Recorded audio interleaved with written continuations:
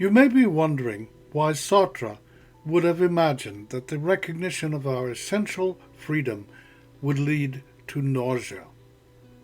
Shouldn't he have thought instead that this recognition is liberating? Why nausea when you can choose to feel, however absurdly, pure bliss?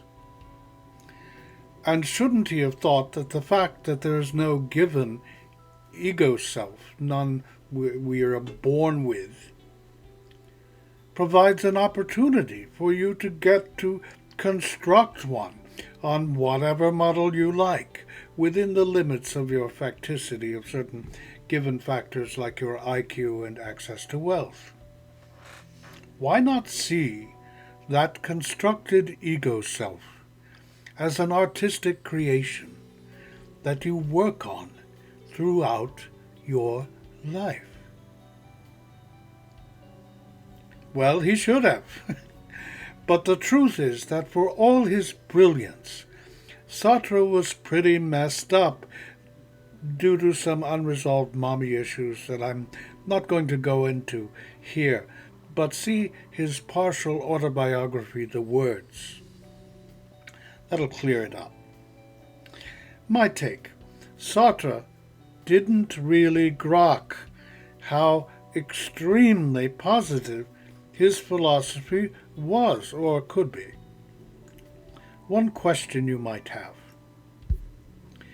if you are self-creating, then what is authenticity? Traditionally, it was defined as being true to oneself.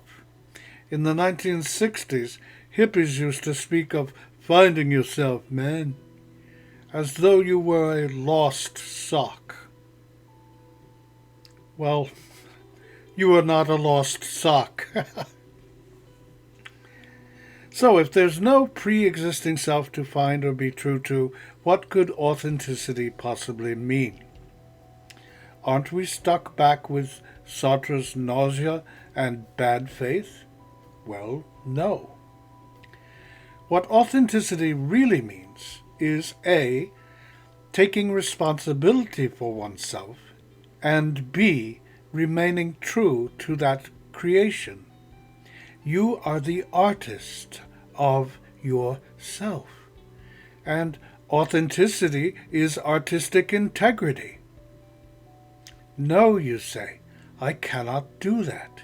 It would compromise the self I have been, am, and will be creating, as a cliché compromises a poem, as a stylistically inconsistent motif compromises a dance or a piece of music. The fact that the self is not predefined for you, and that you are free to decide how you are going to feel, think, and act, emphatically does not condemn you to a meaningless life. Quite the contrary.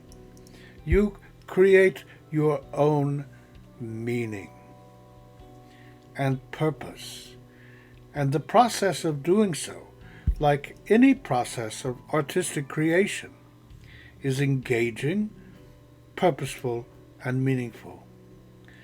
For more on this topic, see my talk on the meanings of meaning, which I'll link in the comments below.